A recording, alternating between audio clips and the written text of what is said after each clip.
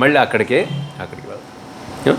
చూడండి, మనం సత్యమును గ్రహించిన తర్వాత అది మంచిది కాదు అన్న తర్వాత మనము అక్కడ నుండి దూరముగా ఇక్కడ అదే అనమాట. ఏంటంటే నీ దాసి కుమారుని వెళ్ళగొట్టు.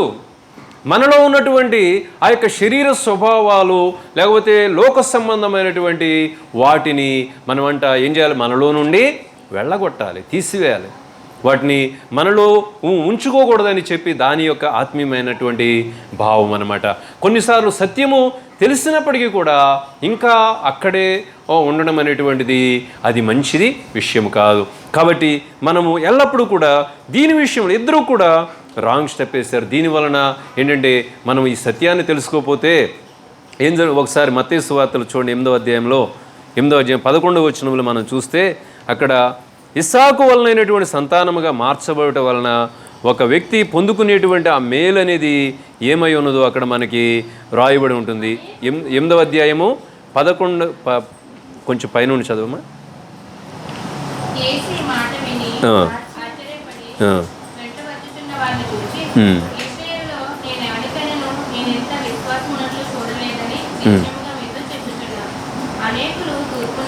అనేకులు తూర్పు నుండి పడమర నుండి వచ్చి అబ్రహాముతో కూడాను ఇస్సాకుతో కూడాను యాకోబుతో కూడాను పరలోక రాజ్యమందు కూర్చుందురు గాని రాజ్య సంబంధులు వెలుపట చీకటిలో త్రోయబడుదురు. అక్కడ ఏడ్పును పండ్లు కొరుకుటయు ఉండునని మీతో నిశ్చయముగా చెప్పుచున్నాను. చూసారా ఇక్కడ ఎంత భయంకరమైనటువంటి మాట ఇది. ఎంత భయంకరమైన మాట. ఏంటంటే ఏదో ఒకటిలే అని చెప్పి చాలామంది ఏదో ఒక భక్తిలే అని చెప్పి అనుకుంటున్నారు. కానీ మనము ఇస్సాకు సంతానముగా మార్చబడకపోతే, అబ్రహాము సంతానముగా మనం మార్చబడకపోతే మనకు వచ్చే నష్టం ఏంటో తెలుసా? ఏంటంట ఏమంటున్నాడు అక్కడ చూడండి. రాజ్య సంబంధులు అంటే ఈలోక సంబంధులు, కింద అర్థం ఉందో చూడండి దానికి. రాజ్యకుమారులు అంటే ఈలోక శరీర సంబంధమైన వారనమాట. ఈలోక సంబంధమైన భక్తి చేసేవాళ్ళు, ఆత్మ సంబంధమైన భక్తి కాకుండా శరీర సంబంధం. ఇందాక చెప్పాను కదా, కీరవాణి గారి గురించి, శ్రీలేఖ, ఇలా సినిమా యాక్టర్లు కొంతమంది మారేమో ప్రభువుని నమ్ముకున్నాము అంటారు. కానీ వాళ్ళలో ఒక్కళ్ళు కూడా సరిగ్గా ఎక్కడో ఒక వ్యక్తి ఎక్కడో ఉంటారేమో. కానీ చాలామంది ఎలా ఉంటారంటే వాక్యానుసారమైనటువంటి భక్తి చేయరు. కాబట్టి ఇక్కడ కూడా లోక సంబంధులు, రాజ్య సంబంధులు అంటే శరీర సంబంధులు అందరూ కూడా ఎక్కడ ఉంటారంట? చీకటిలోనికి త్రోయబడుదురు, అక్కడ ఏడ్పును పండ్లు కొరుకుటయు ఉండునని.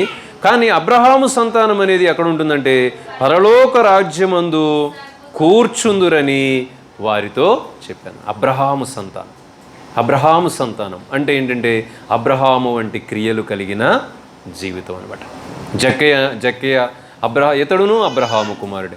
అంటే క్రియలు కలిగినటువంటి విశ్వాసాన్ని, భక్తిని చేశాడు కనుక వాళ్ళు ఎక్కడున్నాడు? పరలోక రాజ్యాన్ని సంపాదించుకున్నాడు. కాబట్టి మనం కూడా మన జీవితంలో మరి ఈ శారాను బట్టి, ఈ అబ్రహామును బట్టి, ఈ హాగర్ను బట్టి, ఇస్సాకును బట్టి మనమందరము నేర్చుకోవాల్సినటువంటి ఆ యొక్క విషయాలు ఏమిటంటే మనము వేసేటువంటి విశ్వాస జీవితంలో, భక్తి జీవితంలో మనం తీసుకునే నిర్ణయాలు, మనం వేసే అడుగులు ఇవన్నీ కూడా ఎలాంటివిగా ఉండాలంటే వాక్యానుసారమైనవిగా ఉండాలి. మన సహవాసంలో కూడా కొంతమంది వివాహాల విషయంలో పెళ్లి చేసుకున్న తర్వాత మార్చుకుంటామండి.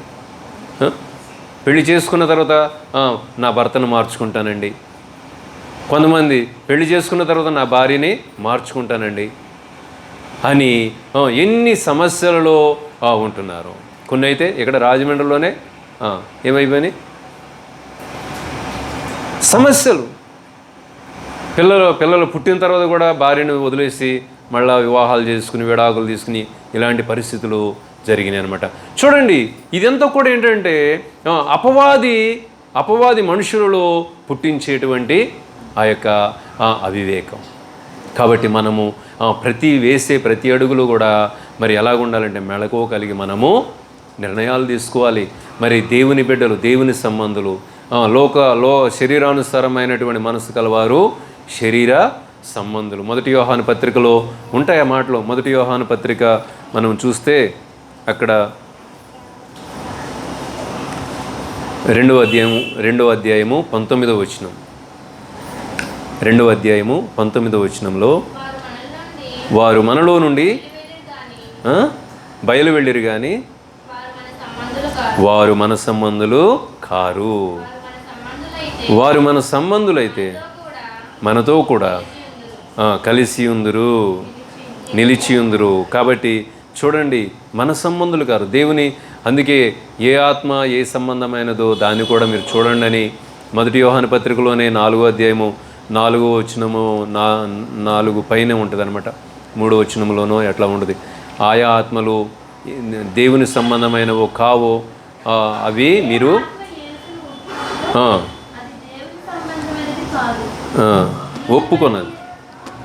ఒప్పుకొనండి. అవును, చదమ్మా.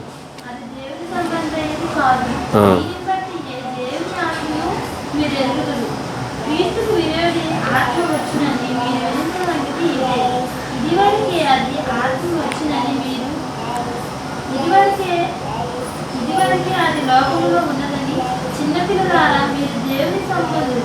మీలో ఉన్నవాడు లోకంలో ఉన్నవాడి కంటే గొప్పవాడు కనుక మీరు వారిని జయించి ఉన్నారు. 6వ వచనం చదవమ్మా. మనము దేవుని సంబంధులము, దేవుని ఎరిగినవాడు ఆయన మాట వినును, దేవుని సంబంధి కానివాడు మన మాట వినడు. ఇందువలన మనము సత్యస్వరూపమైన ఆత్మ ఏదో భ్రమపరచు ఆత్మ ఏదో తెలుసుకొనుచున్నాము. చూసారా, మనము మరి దేవుని ఆత్మ ఏదో భ్రమపరచు ఆత్మ ఏదో మరి తెలుసుకోవాలి. మరి తెలియకే ఈ రోజున అనేక మంది ఏదో ఒకటిలే అనుకుంటున్నారు. కానీ మరి ఏదో ఒకటిలే అనుకున్న దాని వెనుక ఏముందో, ఎంత నష్టం ఉందో వాళ్ళకి అర్థం కావట్లేదు. వారు చీకటిలో త్రోయబడుదురు, అక్కడ అగ్ని ఆరదు పురుగు. అంటే నరక శిక్షకి వాళ్ళు సిద్ధపడుతున్నారు. కానీ అబ్రహాము సంబంధులు, మరి జక్కయ్య లాంటి వారు, ఆ యొక్క సమరే స్త్రీ లాంటి వారు, లేకపోతే శిలువ మీద ఉన్న దొంగ లాంటి వారు, మరి ఇంకా అపోస్తుల కార్యంలో కొంతమంది ఉంటారు, నికోదేము లాంటి వారు, ఇలాంటి వారు అందరూ కూడా వారు లేటుగా అయినా కానీ ఏదో ఉంటుంది కదా, లేటెస్ట్ అన్నట్టుగా, లేటెస్ట్గా వాళ్ళు చక్కగా మారు మనసు పొంది మరి దేవుని ప్రేమను పొందుకున్నారు, దేవుని దయను పొందుకున్నారు. అబ్రహాము సంతానం అని వాళ్ళు పిలువబడ్డారు. పౌలు ఒకప్పుడు లోక సంబంధి, శరీర సంబంధమైన భక్తి చేశాడు. కానీ ప్రభువు దర్శించిన తర్వాత తన పాపమునంతా కూడా ఒప్పుకొని మరి నేను పూర్వము దోషకుడను, హింసకుడను, హానికరుడను అని చెప్పి వాటన్నిటినీ వదిలివేసి మరి క్రీస్తు నియమంలోనికి వచ్చాడు. మరి క్రీస్తు నియమం ఏంటి? ప్రేమ అన్నమాట. ఈనాడు మరి అనేక మంది ఆ ప్రేమ లేని వారిగా ఉంటూ భక్తి చేస్తున్నారు. మేము కూడా భక్తులమే అంటున్నారు. కానీ మనం అలా కాదు. దేవునిని ప్రేమించాలి, దేవుని పనిని ప్రేమించాలి, మరి దేవుని వాక్యాన్ని ప్రేమించాలి, భక్తిని ప్రేమించాలి. ఇలాగూ మరి దేవుని ప్రేమను మనము కనపరుస్తున్నప్పుడు అబ్రహాము అలాగే చేశాడు. అబ్రహాము ఎందుకు దేవుడికి ఇష్టడిగా ఉన్నాడంటే అబ్రహాములో దేవుని యొక్క ప్రేమ, అంటే దేవుని కోసం ఏదైనా చేయగలడు. తన కుమారుని ఇప్పుడు ఇష్మాయేలుని పంపించేటప్పుడు బాధపడ్డాడు, కానీ ఇస్సాకును బలించేటప్పుడు బాధపడలేదు. ఎందుకంటే తనకు అర్థమైపోయింది దేవునిని మనం ప్రేమిస్తే దేవుడు ఇంకా మనకి దానిని ఇంకా యేసుప్రభు అంటున్నాడు కదా, ఈ రాళ్లలో నుండి అబ్రహాముకి నేను పిల్లలను పుట్టించగలను అన్నాడు. అంటే దేవుడు సెలవిస్తే ఎంతసేపు ఏదో అబ్రహామును పరీక్షించాలి. అబ్రహామును పరీక్షించడం ద్వారా, అతడు కనపరిచిన విశ్వాసము ద్వారా మరి తరువాత ఈ లోకానికి దేవునిని ప్రేమించడం అంటే ఏంటో మనము తెలియచేయాలనేటువంటి ఉద్దేశం దేవునిదనమాట. ఆ విషయంలో అబ్రహాము నిలబడ్డాడు. అబ్రహాము దేవుని యొక్క మన్నను పొందినాడు. ఏమన్నాడు? అబ్రహాముకు నేనేమైనా దాస్తానా, ఏ విషయమైనా దాచగలనా? 18వ అధ్యాయంలో అంటాడు, అబ్రహాముకి నేను ఏదైనా అంటే దేవుడు అబ్రహాముకి ఏదైనా దాచిపెట్టడానికి, అంటే ఏది చెప్పకుండా చేయడానికి దేవుడు ఇష్టపడడం లేదంటే ఎంత ప్రేమించాడు అబ్రహాముని. అబ్రహాముతో ఎన్నోసార్లు దేవుడు కనీసం 10 సార్లు కూడా మాట్లాడాడు. ఆదికాండం అంతా కూడా మనం చూస్తే అబ్రహాముతో మాట్లాడిన సందర్భాలు చూస్తే కనీసం 10-15 సార్లు అబ్రహాముతో దేవుడు మాట్లాడుతూ ఉన్నాడు. మరి ఎంత ప్రేమిస్తే దేవుడు ఒక వ్యక్తితో, ఒక మనిషితో మాట్లాడతాడు. కాబట్టి మనం కూడా అలాంటి ప్రేమను కలిగి దేవుని వెంబడిద్దాం. దేవుడు తన మాటలు దీవించునుగాక. ఆమెను. ప్రార్థన చేద్దాం. ప్రార్థన చేసుకుందాం. మహాపరిశుద్ధుడా, మహోన్నతుడా, జయముగల దేవ యేసయ్య, నీకే వందనాలనైనా, స్తుతులు, స్తోత్రాలు. యువతండి ఈ దినమందు నాయన శారా గురించి మేము నాయన మాట్లాడుకున్న, అబ్రహాము గురించి, హాగర్ గురించి, ఇష్మాయేలు గురించి, ఇస్సాకు గురించి, ఇంకా ప్రభువా నీ యొక్క బిడ్డలు, నీ సంతానం ఎవరై ఉన్నారో నాయన, నీ సంతానముగా మేము మార్చబడితే, శరీరాన్ని విడిచి ఆత్మ సంబంధముగా మేము మార్చబడితే, లోకాన్ని విడిచి దైవ సంబంధముగా మేము మార్చబడితే, నాయన లోకాన్ని విడిచి విశ్వాసము, దేవుని విశ్వాసంలోనికి మేము మార్చబడితే, అయ్యా నాయన మేమెంతగా మేలు పొందుతామో, ఎలాంటి ఆశీర్వాదాలు పొందుకుంటామో దేవా మేము నాయన గుర్తెరిగి ఉన్నాము. మా సొంత నిర్ణయాలు కాకుండా ప్రభువా నీ వాక్యము, నీ చిత్తము ఏమై ఉన్నదో దానిని మేము గుర్తించి, గ్రహించి దానిలో ముందుకు అడుగులు వేయడానికి మా అందరికీ సహాయం చేయండి. కృప చూపండి. మా చిత్తము మమ్మలను దేవా నాయన నష్టపరుస్తుంది, కానీ మీ చిత్తము మేము చేయట మాకు ఆశీర్వాదాన్ని ఇస్తుంది ప్రభువా. కాబట్టి నాయన ఈ బిడ్డలందరినీ కూడా మీరుగా దర్శించండి, నీ ఆత్మ చేత నింపండి. మేమందరము కూడా అబ్రహాము వంటి విశ్వాసాన్ని కలిగి నాయన, అబ్రహాము విశ్వాసములో ప్రేమ ఉన్నది, పరిశుద్ధత ఉన్నది, నీతి ఉన్నది. అబ్రహాము దేవునిని నమ్మెను, అది అతనికి నీతిగా ఎంచబడినని రాయబడి ఉన్నట్లుగా ప్రభువా మేము నిన్ను నమ్మినామంటే ప్రభువా మాలో నీతి ఉండాలి, ప్రభువా యథార్థత ఉండాలి, పరిశుద్ధత ఉండాలి, వాక్యానుసారమైన జీవితము, ఇవన్నీ కూడా మేము మా ప్రభు కలిగి ఉంటున్నప్పుడు దేవా ఒక దినమందు నాయన ఈ లోకంలో మా యొక్క పరిస్థితులు ఎలా ఉన్నవో మా ప్రభు దానిని మేము పట్టించుకోనము, కానీ ప్రభు నీ పరలోక రాజ్యములో మీతో కూడా నాయన మేము నివసించే భాగ్యాన్ని దేవా, మీ ప్రక్కన కూర్చునేటువంటి ఆ యొక్క గొప్ప నాయన ఆశీర్వాదాన్ని మేము పొందుకోగలుగుతాం కదా నాయన.